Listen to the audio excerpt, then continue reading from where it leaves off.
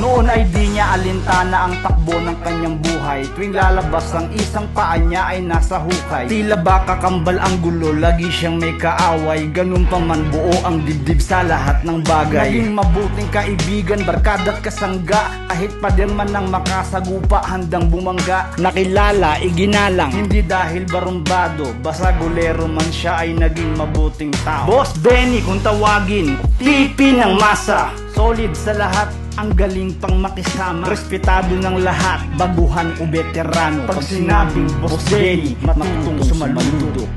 Ito ang istorya ni Boss Benny at ang kanyang mga karanasan. Di alintana mga problemang dumagok at nagagawa niya ng paraan. Napakabuti ng puso, dati rin tuso, dumaan sa napakaraming bubog.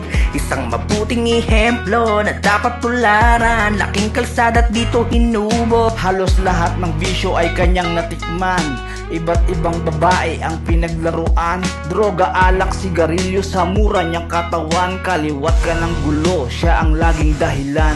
Sanay sa kalokohan, lumaking bastardo. Sa tulong ni Jun Pakinggan, siya ay nagbago.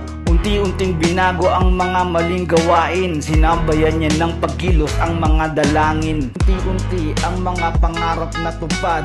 Ibinigay sa kanya ang mga hinahangad.